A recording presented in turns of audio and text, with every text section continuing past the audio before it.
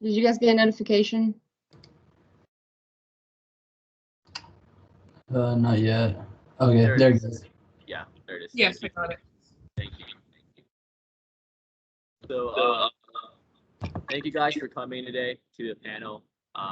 This is the National Conference panel discussion. That's going to be applicable for, all these organizations, conferences, regional or national. And today we have, some past conference goers who have experienced national conference and can kind of give you insight, for national conference. I know that a lot of people on this call, this will be their first time going to national conference.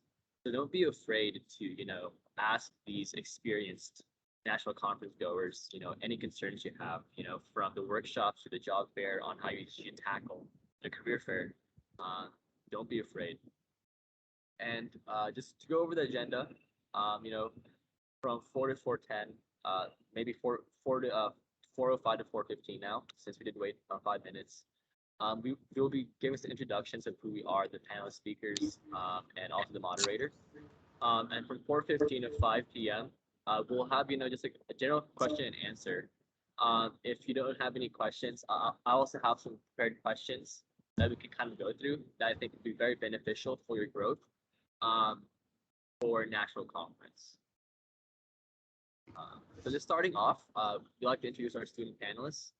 So, if y'all can just grab the ball, Louis, Brittany, Luke, Annabelle, and just introduce yourselves. That'd be awesome.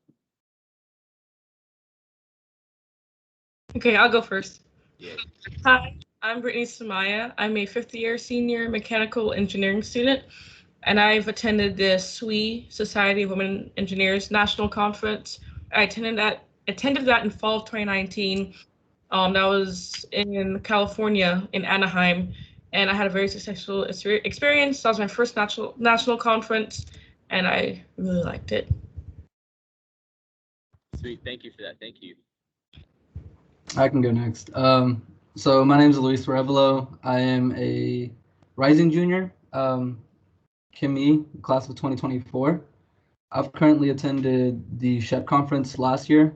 Unfortunately, it was virtual, so I haven't ever gone to in person. But I know that for some of y'all, some of your conferences will be virtual, so I can definitely aid from that aspect. And overall, I'd say it was pretty successful. So yeah. Thank you, Louis. My name is Annabelle Broussard. I'm also a rising junior, class of 2024. I have attended SWE conference virtually last fall, and I'm going to the in-person one next week. All right, thank you, Annabelle. All right, so my name is Nguyen. I am a 6-year chemical engineering student, and I've attended the SACE conference as a fall of 2020. I think it went pretty well. I was able to obtain some offers, and then I also noticed some of the do's and don'ts based on how we did it virtually. I can go into that later, but please do not spam the chat with your resume and your life story. I think that's just the biggest tip I can give for virtual conferences. Thank you, Luke. Thank you. So we do have another panelist, a past graduate of Lamar. She's our surprise panelist, and it's Christy Pham. Christy, if you can kind of introduce yourself, that'd be cool. Hi, can everyone hear me? Yes. Hi, so I did graduate Lamar in 2020 with my electrical engineering degree, and I now work for INEOS on the project team. So I'm here just gonna, just listen in and give my input too. But this is something I kind of enjoyed because I didn't really, put myself here whenever I was in college and everything, and I wish I would have because I could have gotten a lot of feedback, and it's really good to listen in, just experience too. All right, thank you, Christy. And I'll just introduce myself. I am Kelvin Elgar. I'm the moderator. I am a rising junior, chemical engineering, graduating 2024. Right now, I'm actually I just got off of work. I'm working at LyondellBasell as the operations planning and optimization co-op for the U.S. and global operations. So I'm really sorry if there's any background noises or anything like that. But I did attend Sase Conference this past fall, May 2020. Yeah, it's May 20. No, was it fall 2020? Yeah, fall 2020. And like it was virtual, but I was able to get some offers, and it was a great experience. I, I wasn't really able to kind of fully immerse myself compared to like the other people in the panelists. So like I think that's why they're the best speakers to kind of talk about the national conference. But going into it, that's all our panelists that will be kind of talking, and that you can ask questions to, who will more than willingly give you the best answer that they can give to your question. Mm-hmm. Well, we can just like get into it. I'm gonna stop sharing my screen so that we can kind of have more interface with each other. But we can kind of start off with some questions. If y'all don't mind, unmuting yourself or just dropping your questions in the chat, I can read it out to them if you want. Yeah, Kelvin, if you don't mind, I can go ahead and I'm actually a little curious, Christy, if you don't mind me asking. So graduating in 20 or May 20, I'm assuming, unless it's fall 20?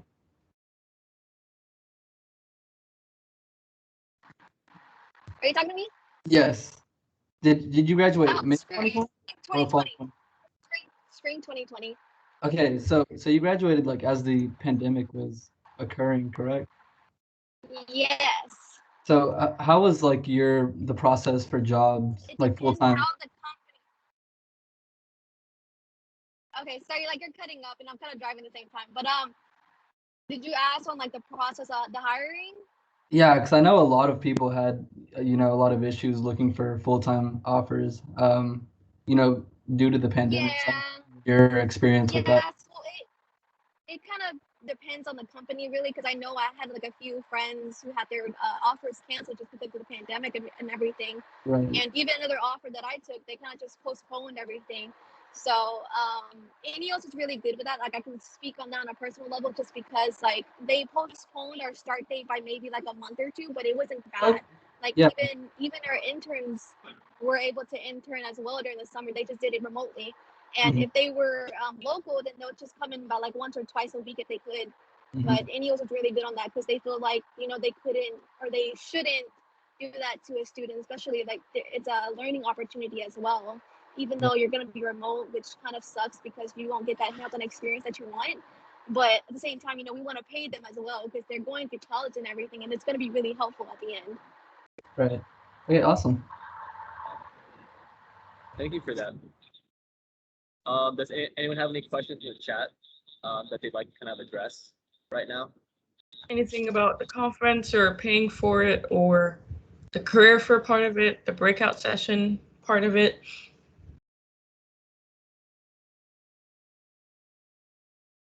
And so I can speak on the career fair.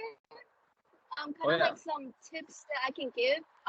But if you guys want to save questions for like later on, if I didn't mention it, then we can do that if that works better. Yeah, sure, we can do that. All right, I guess I'll just jump right into it. So feel free to stop me whenever you have questions too, like regarding to whatever I'm talking about. So kind of first, I want to begin with kind of taking advantage of the event, just because there's going to have multiple companies there to kind of talk to you through whatever they're doing, whatever roles that are available. Also, like it comes into play whenever you're applying too, because they're gonna use you as a priority, just because they talk to you face to face rather than just submitting a resume and then calling it a day. So I was in the recruiting process too, and we kind of just prioritized everyone who came to the virtual and the on-campus career fair, just because you can't really tell how a person is if you're just looking at a resume. Like you can see all the experience they had, but do you know what kind of person they actually are? Like how well they communicate with people, how well their teamwork is, and it's mostly just a communication thing that we want to test you on. So with that being said, like the career fairs, you want to just have your questions ready. Make sure that you research these companies. When you're waiting in line too, you have like 30 seconds just a quick. It also helps. I mean, we don't really judge you if you don't know the company, but it's a plus, you know. So like, hey, you're familiar with us. Like, you can also ask like specific questions on what we do as a plant or what we do on a day-to-day basis, and it kind of like it gives you a gist of what to expect, you know. So it's really good that you do at least just slight research, because I'll be honest, if you come to our booth and be like, oh, I have no idea what Ineos is, at least know that we make plastics, okay? So it's really good just to, you know, put your foot in the door and have that advantage. Being prepared, let's see, I have like my notes thing, just all. So I want to make this like as informal as I can. But you know, I think it's that advice that we could have done before. They may like even then make sure your peers critique it, so it'll actually be good. I mean, you can have like multiple inputs and everything, and see other perspectives of what people think. It comes into play whenever, you know, employers are looking at stuff too. We're taking a car right now. Don't mind my speeding. Sorry, guys. But yeah, like just know what kind of questions to ask too. And going back to the resume, make sure that you know you have your major, your GPA, and expected graduation date on there. It's actually really good to have, because that's the first thing that they look at. I know some companies judge you on your GPA, but personally speaking, Ineos does not care as long as you're above a 3.0 and you can have some really great communication. So then underneath, just make sure you have experience. It doesn't have to be related to the field. Like anything really helps, you know. And you can, if you don't have experience that's related to the field that you're trying to intern or full time with, then just make sure when you're talking, just make it relatable in some kind of way when it comes to teamwork, communication, or like anything really, because they just want to know how well you communicate. So like even with the questions being said or being asked to whatever company you're talking to, I guess just like know what kind of questions you're gonna ask and just be prepared. And see, you want to make yourself memorable, of course. Like you want them to kind of remember you off of something that was special. Like this is this person, chemical engineer, sure. You know, they're you gotta like, you know, make your mark, whatever. So it's not really like an interview, kind of an interview, but look at it more of as a conversation with them, you know, just calm down. And I know like it's easier said than done, but I mean, when you're just trying to have like a normal conversation with them, just trying to get some information out of them, because it's not technically an interview, you know. Just try to get all the information that you can, you know, even ask what they do specifically, and any kind of questions to keep the conversation going, because we're not supposed to kind of keep the conversation. That's kind of up to you, and that's where like the test of communication skill comes in. So that's kind of what I have so far. I think within like 40 minutes we can do like a Q&A. That's kind of be better, so I can have more of a focus on this. Mhm. But this is just me reading through my notes and everything, so I hope this is kind of helpful to you guys, because like my experience with the career fair not too long ago, we had a whole bunch of people that came up to us not knowing what Ineos was, or they just didn't know what to expect, you know. And that's something that you need to be prepared for, especially if you're looking for an internship or a full-time position. Just make sure you know what you're asking, you know what you're looking for, and what you're interested in, because they want to know that, you know. Oh yeah, for sure. So that kind of concludes everything that I have so far. Thank you for that, Christy. Yeah, of course. So thank you for that. So I think I'm just gonna go ask kind of start the conversation a bit. You know, for those who have gone to national conference, you know, like what are the do's and don'ts? I know that Luke did say that he was gonna kind of share some, but if y'all can give some input on what y'all think are the what-nots, what to do's. I think I can start if you don't mind. Yeah. So, you know, like my first career fair being this past fall, one big thing that I really learned from just from, you know, upperclassmen was to get just literally anybody you can find to check your resume. So I remember like freshman year coming in, it's like a sin now that I think about it, looking back on it, but my resume was like 2 pages. The background was red. it was horrible. Like I remember going into like SEC, which is the Student Engineering Council, and they're like, oh, and I introduced myself, and they're like, oh, you're the guy with the 2-page red resume, and I was like, yeah, that's me. So make sure you get as many people to check your resume as possible. I know Lamar has a lot of resources. The Career Center is an amazing resource. I definitely recommend them. You can email them, go in person, but they have people that get paid to, check your resume, make those edits. Um, Upperclassmen are a great resource. I've learned. Luke personally has helped me a lot. He's been able to provide that insight, being having had those past experiences. Um, Sase, Shep, Sui, Nesby, they all provide resume critiques with people that, usually they're from companies. If they're not from companies, they're upperclassmen, so they all know what they're talking about. But definitely one big recommendation I'd give is have as many people look at your resume as possible. And don't ever think of it as complete. It's more of like a constant work in progress, in my opinion. So that'd be my input. Yeah. I have a few do's as well. As far as like you're at national conference now, you've just gotten to this big conference with like hundreds and hundreds of companies. What I do beforehand is if I have access to ExxonMobil and Chevron Phillips at my Lamar University career fair, that's not who I'm going to be targeting at national conference. So they usually have a pretty good list of who's going to be there a few weeks ahead of time. And I have this little notebook I run around at my conference with, and I write like 3 or 4 sentences about maybe like 3 or 4 companies from each category I'm interested in. So if I'm interested in automotive and there's a bunch of car companies there, probably write a little bit about Ford. So I'll write their mission statement, their current projects, and just in general what they do. Like those are the 3 of my 4 sentences. And I have that down and I target those companies first. And especially if some companies will have a booth, like they don't just have a booth at this giant career fairs, they have like a whole setup. And instead of having like 5 recruiters, they might have like 20 recruiters at a time.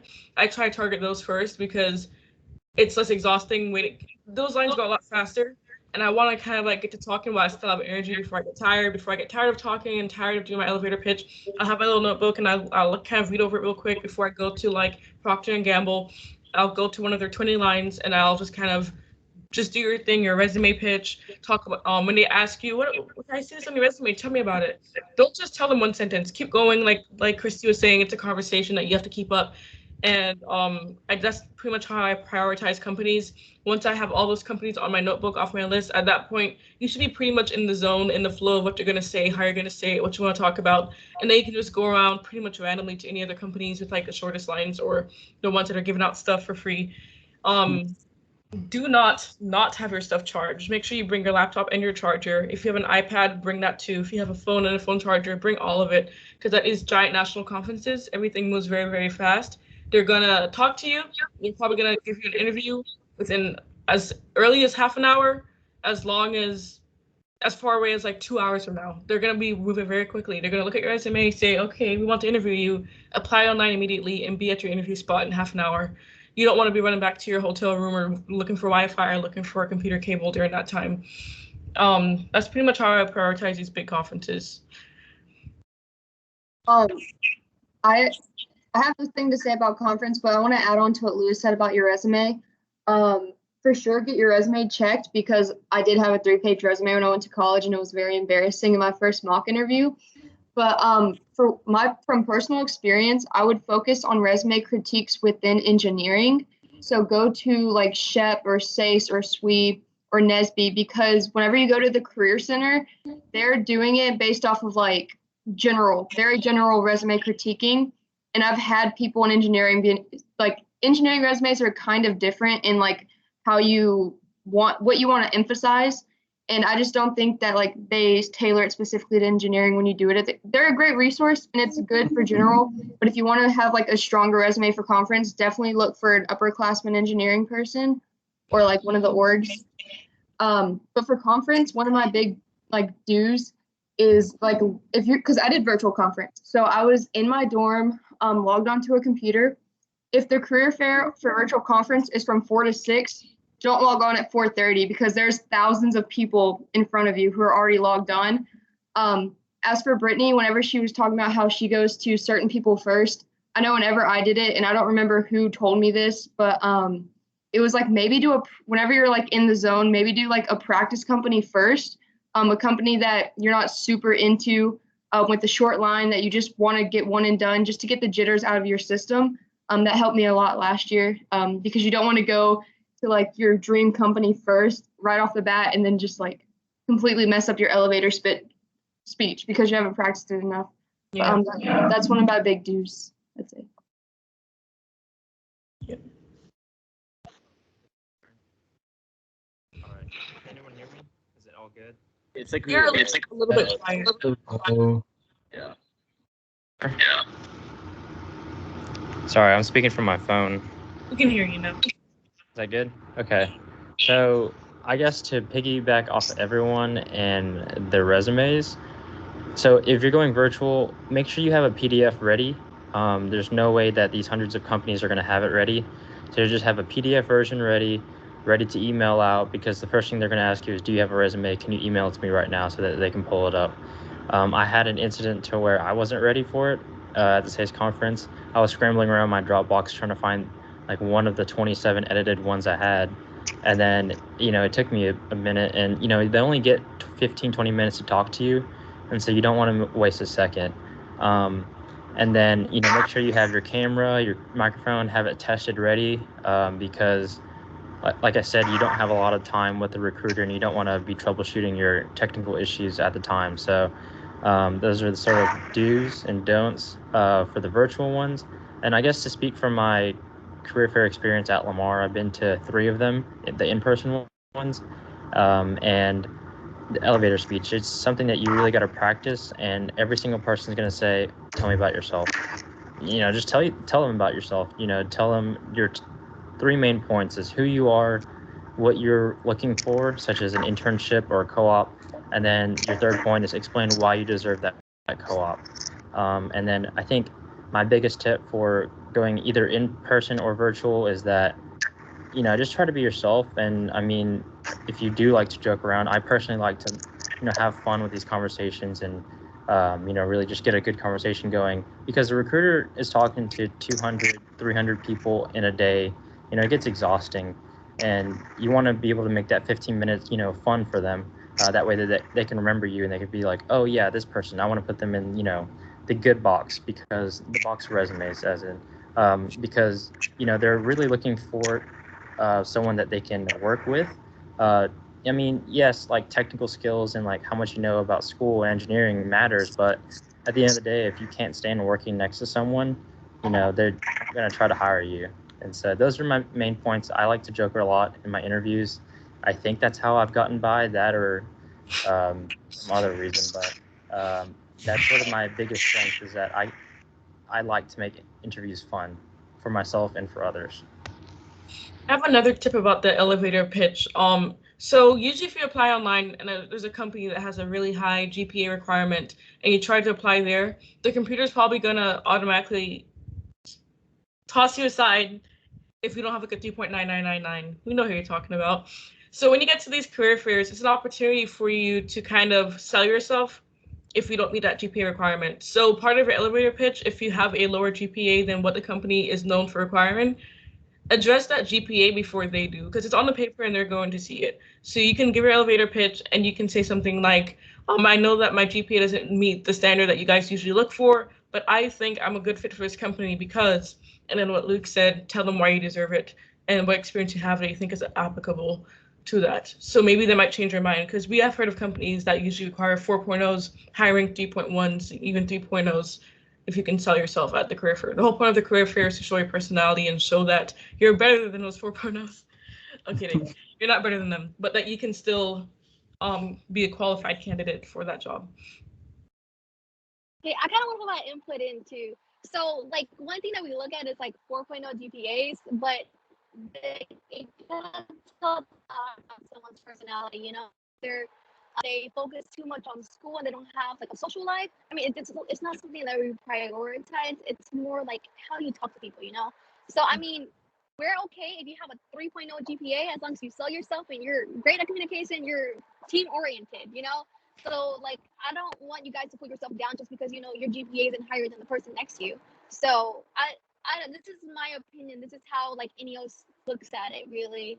So I mean, you can have a high GPA, but it says a lot about, you know, your social life. And if we're team oriented, you're constantly working with a project team and even like the resource team, operations, technicians, and everything. As long as you're able to communicate with them, it's really good to have. So yeah, just don't beat yourself up about GPAs and everything. Like I know like some people have like the situation where their parents will be proud of them or whatever, but my parents didn't give a shit, so it didn't really matter. So I mean, as long as you're confident, you have some experience to back it up. And like I said earlier, you don't have to have experience that's related to the field or whatever. Like even if you have like a position in let's see, retail, whatever, you work with customers all the time, you know, just use that. So don't beat yourself up if you don't have an internship yet, because if they tell you you don't have experience, yes, you do have experience. It's not related to the field, but it's still related to the job itself when it comes to working with a team. So I just want you guys to know that you don't need to beat yourself up over a GPA or job related experience, you know? And like Luke said earlier about like interviews and everything, yeah, make it fun too. Because honestly, I like to joke around too. And if they ask you like, where do you see yourself in 5 years? I'd be like, oh, sitting in your seat, you know? Obviously not, but I mean, it's funny. And maybe not possible, but still.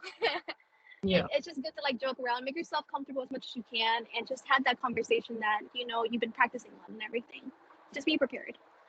Mhm.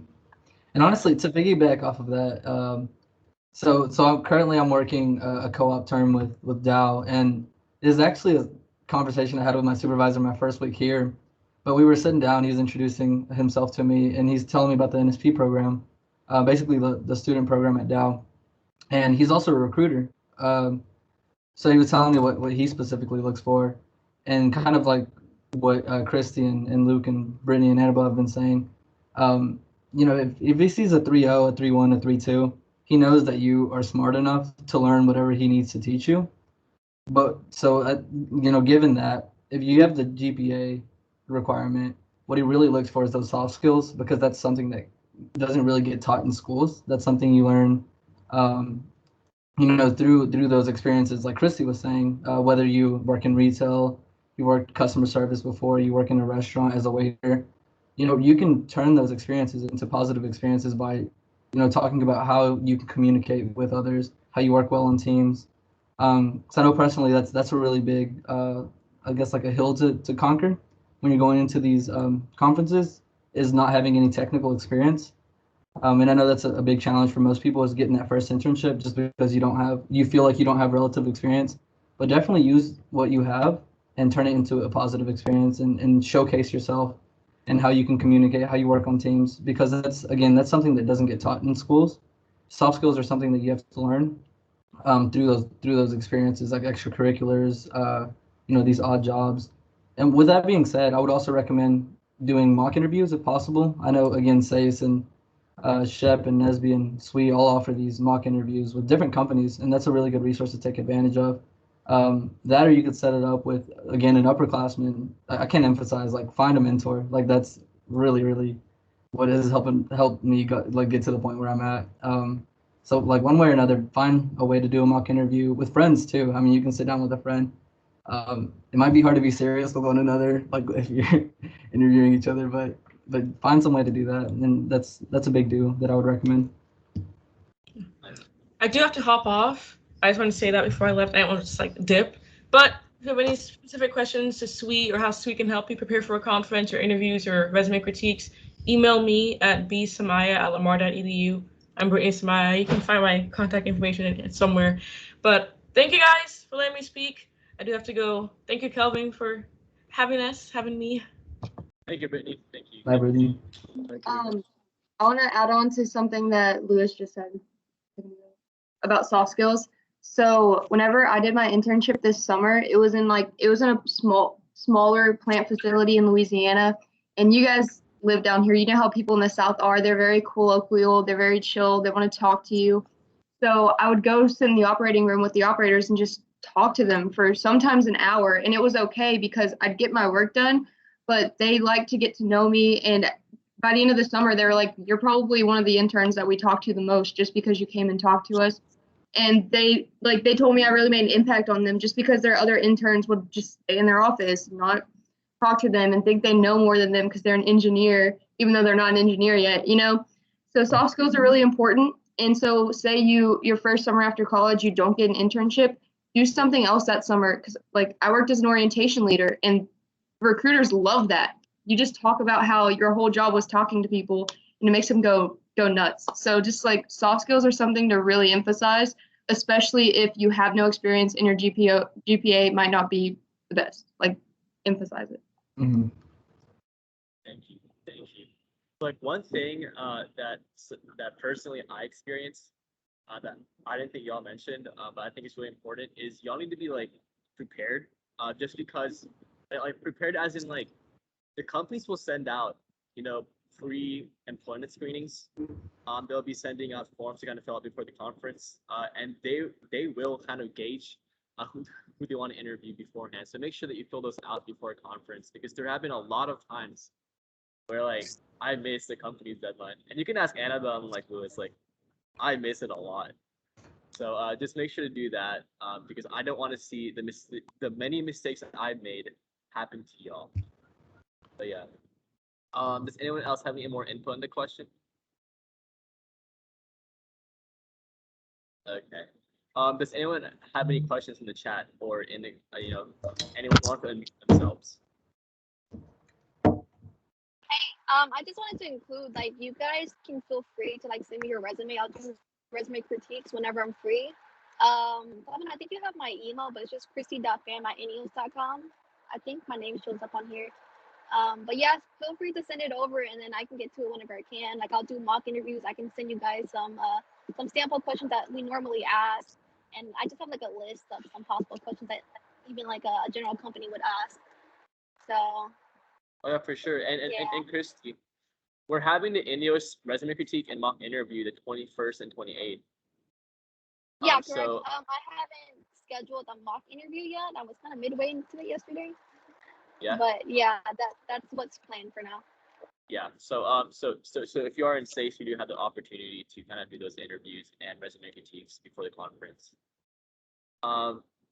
But moving on to the next question, I think this is kind of like the part of National Conference that not a lot of people take advantage of, and that's utilizing the workshops and also the networking opportunities during National Conference. I feel like most people kind of focus on getting the job, but they don't really see the value and kind of focus on those aspects of the National Conference. So if y'all can kind of speak about that, that would be great. If y'all can kind of speak about the networking opportunities that they have.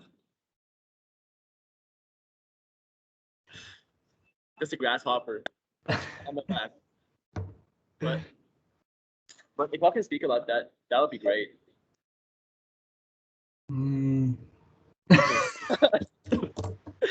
Bro. All right, I'll just. But so the networking opportunities, I think in each of those are a few, and one, you get to meet other students from different schools, which is pretty cool. Chat with them and sort of meet them. But I think with the workshops, you can meet, potential recruiters from different companies, and obviously get their contact information, write down their name, where they're from, and then, ask, can I get your email address in case I have any questions, or they'll even offer it. And then take them up on the offer. Just send them an email saying, hey, it was great to talk to you. I really appreciate it, because that goes a long way. I think as a recruiter, those people, really enjoy speaking with students, and any contact that they can get with students, they're going to be more willing to help you out. You can even ask them, hey, for the upcoming career fair, do you have any tips or anything like that? They might give you some great things to say about the company that, you can't find online, or just sort of steer you in the right direction. So it's always good to take those opportunities, and then just, literally write down all the names you can, and then, eventually reach out to them if you want to. I think that's one thing I really learned is whenever someone offers to help and they give you their contact information, don't feel like you're bothering them. Like they want you to contact them. They want you to follow up and send them an email or connect with them on LinkedIn and send them a message on there. But definitely take them up on that offer. Not a lot of people do because they feel like they're being a bother, but definitely take advantage of that. And I think in the long run, it definitely helps you stand out. And another thing, so this kind of feels like second nature at this point, so I feel like none of us have really mentioned it. but I want to emphasize how important the STAR method is. Yeah. And if you haven't looked into the STAR method, literally just Google like STAR interview questions, and it'll break it down. And I think just about every single interview I've had has followed the STAR method technique. So I definitely recommend looking into that, practicing the STAR, responding to interview questions in the STAR method, going over STAR questions, because a lot of them that you see online are the ones that get asked. And if you can practice those like over and over again, I don't remember who said this, but once you're in the zone, like you already know exactly how you're gonna respond. You know what situation, what answer you're gonna give to what question, and that really helps. Okay, so before I talk about like networking and workshops, I'm gonna add on to what Lewis just said. I literally had an interview 2 weeks ago, and the biggest piece of advice my interviewer gave me was to have, and she was like an interviewer for a company or recruiter, and she said to have 10 situations that can answer any STAR question. Once you have that, you just have this bank to where it's not completely memorized, but it's you talk through it enough to where like you know the situation, you know how to go through the method, and that's what recruiters want. They want situation, task, action, result. Result, yeah. Yeah. So, but in addition to that, I want to say that even for virtual career fairs, they do have workshops. So those workshops are actually really cool. I know like last year for the SWE conference, they had them all day long. So up to my dorm, I emailed my professor, didn't go to class. I told them I was in conference, and I went to some of the workshops, and they're really cool because they talk about companies, they talk about there's one for like mental health. Sometimes they'll do like virtual yoga, like stuff like that, just to kind of get you like loose and like get to know other things other than just the career fair, because you're not paying just for the career fair, you're paying for these other things too. Also networking. So last year for SWE conference, someone created a SWE Discord. So they literally just like, there's thousands of people in this Discord, and it was kind of cool because we're just chatting and talking about conference. I connected with a lot of people on LinkedIn during conference, not just recruiters, but like people too. And like I can still see what they're doing like at their schools and stuff. So that's really cool. But networking is like, even when you start your internship, networking is just like, it never stops. So I know I've connected with a lot of people that I've had interviews with, a bunch of recruiters. They like that. They'll remember you next year when you talk to them because you connected with them. You'll see them on LinkedIn. So networking and the other thing, yeah, they're very important. Thank you for that. By the way, guys, I'm not sure if I asked this yet, but did y'all compete in any of like the competitions in conference, like hackathons or with this business development competitions, or no?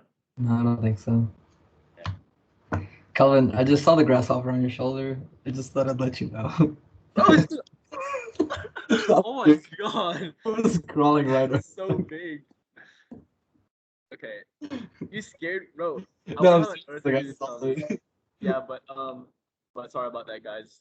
I'm deadly afraid of bugs, regardless of what size it is. But yeah, so like another thing that you can do that can also impress companies as well is also competitions. I know that I think Chevron has a hackathon that they do, or something like that, that you can kind of join, and if you win it, you more than likely can get a job offer from that hackathon. So this is like something that y'all can think about as well in the future.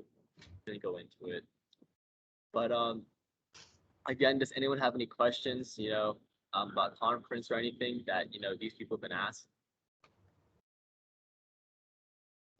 Do you mind if I say like something, like a piece of advice? So I am going to my first in-person like national conference, but I have been to in-person career fairs at Lamar, and I did go to virtual conference last year. And I personally, I prefer virtual conferences just because whenever you do a virtual conference, most companies will have like a way to sign up for your like little time period slot.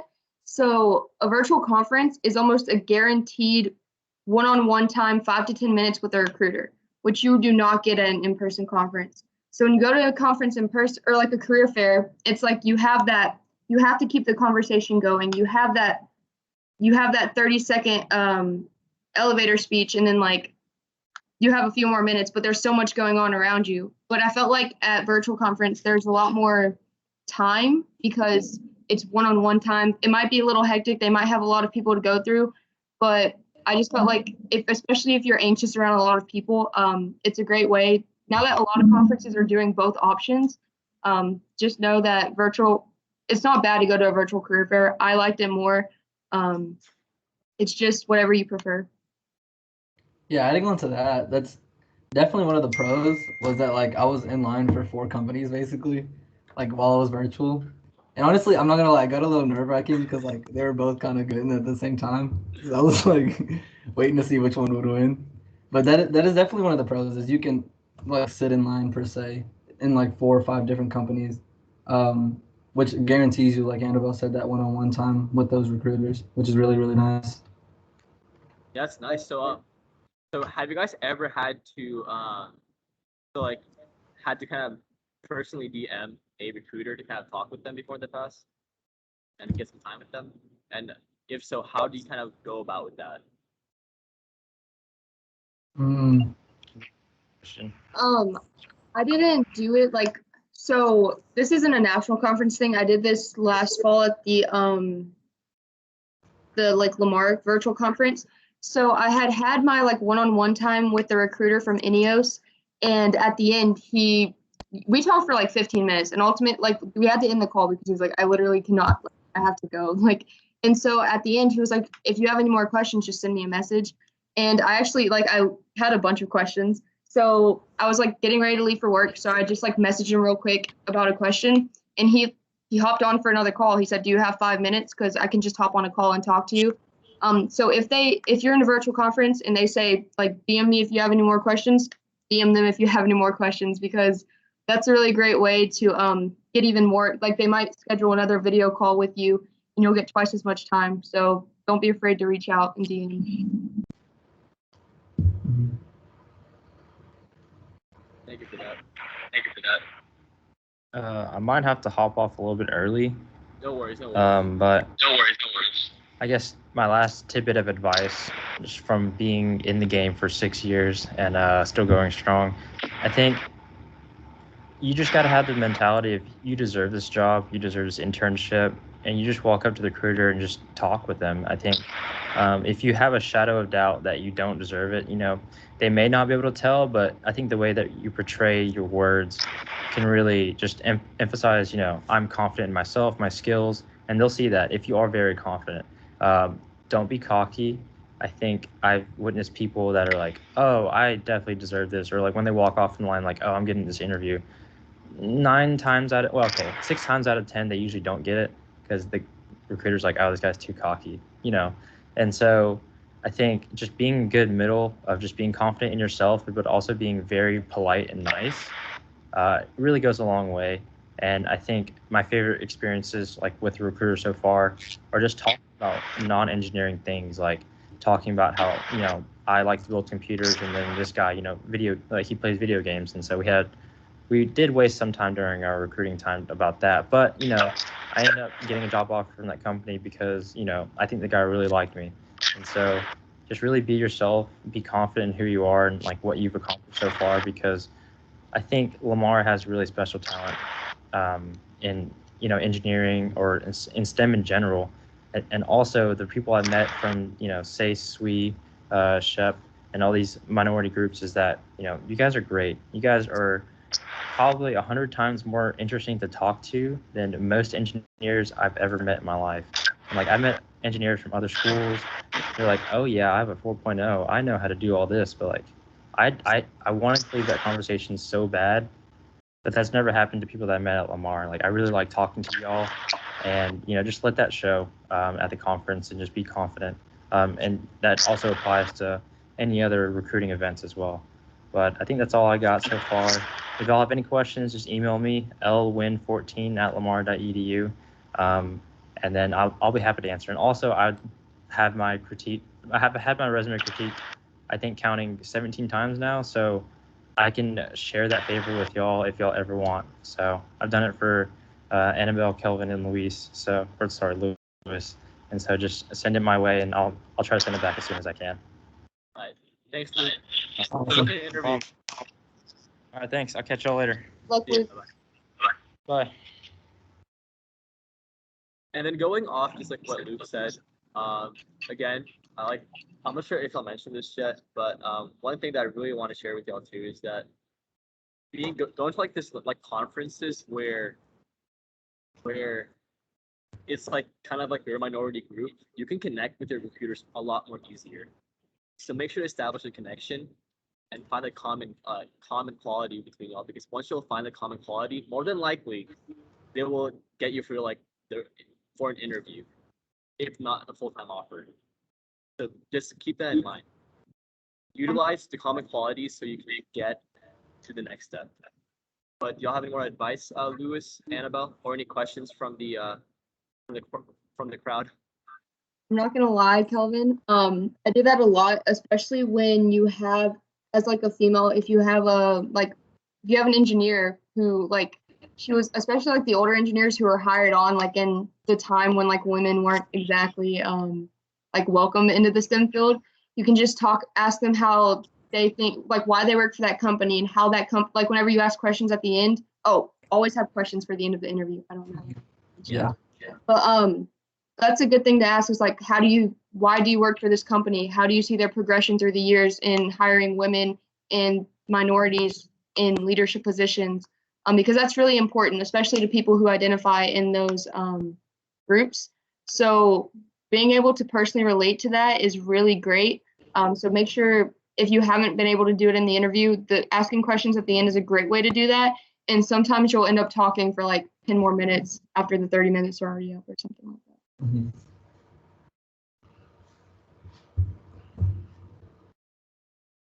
Does anyone have any questions that we can help answer?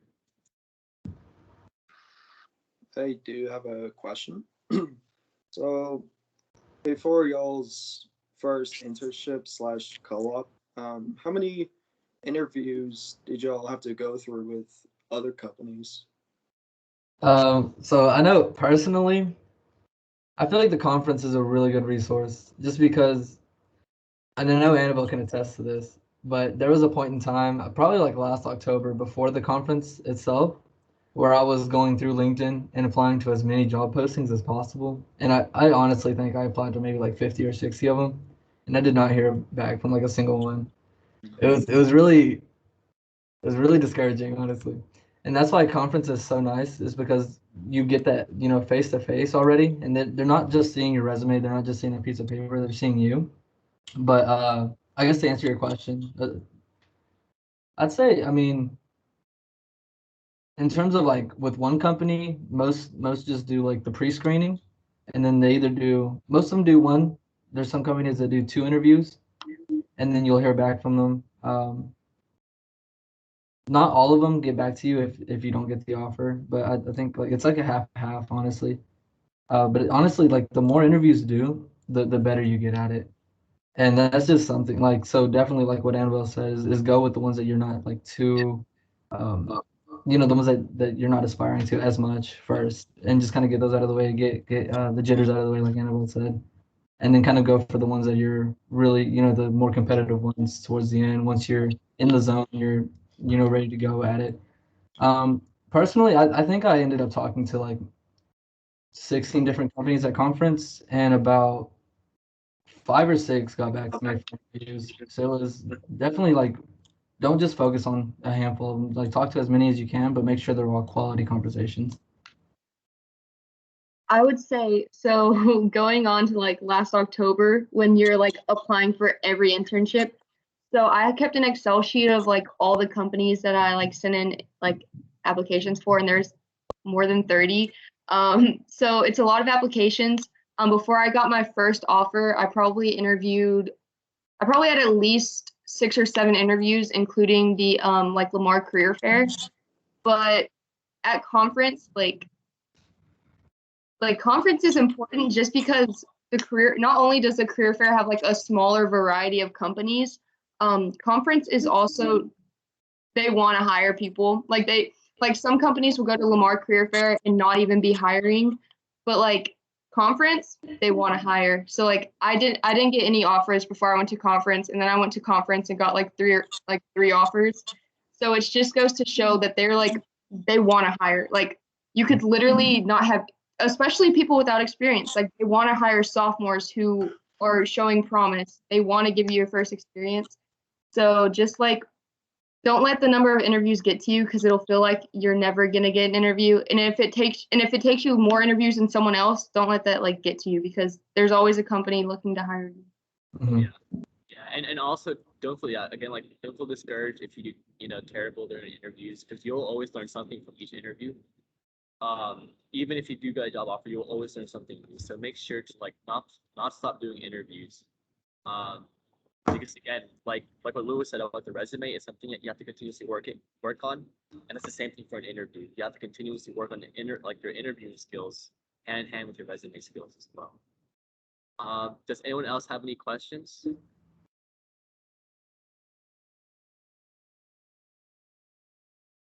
What was the Hey, I have some input. Yeah. Oh yeah, Christy. I guess when you guys ask like how many interviews you guys have to do before you get like an internship or something, I mean it doesn't take just one to get one, it's like kind of a pass or a fail really. So I mean I've been through a few and I got rejected, but you just gotta have to accept it and kind of learn from it. So like even I remember my interview with Motiva, I got shitted on. It was so bad, and it's like you have to be prepared for what kind of questions they're gonna ask too. Just because like sometimes they would reword the question, which is kind of odd. I wasn't even expecting that. It was like the same question in a different form. I was like, didn't I answer this already? And now it's just like I don't even know what to say. So sometimes they'll call you out on it. It's like, do you even know what I asked? I was like, do you even know what you asked? So kind of just I don't know any times to emphasize like be prepared and everything, but sometimes they don't ask the right questions. So make sure that you're asking questions too. And like no matter how small or how dumb you think the question is, like it's all learning and growth for you. So don't be afraid to like speak up or anything. Thank you, Christy. Thank you. Jared, you were gonna ask something? I think this should be the last question too. But Jared, what was your question? It might be too personal, but what was the what was y'all's discomfort zone when you were in your first internship or co-op? Like, what was something that was outside of your comfort zone? In terms of working or in terms of like interviewing? I guess both interviewing and being in a internship. I can kind of go first with this one just because like it's on my mind. So being like getting an internship, especially even if after your freshman year, but getting an internship before you've taken any engineering classes is kind of rough in itself, just because like your technical knowledge is like Thermo 1, and that's like it. So I know that whenever I went to even in interviews, some people will ask technical questions. They have seen your resume, they know you haven't taken these classes, and they'll still ask you technical questions.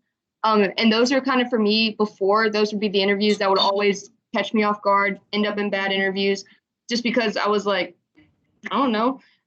So I would say that lack of technical knowledge, especially even in my internship, it was not a very simple process, but like going in your first week, you're not going to know anything.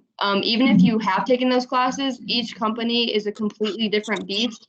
There's different things you have to know. So I would say like my biggest discomfort zone was like it's always going to be the technical knowledge. Even if I know like a different company, like the new company, you don't know anything. You're like the newbie, like the baby. So I would say like make sure, if that's your discomfort zone, make sure you ask questions, make sure you put in the time to learn things, just because like you can turn it into your comfort zone, I guess.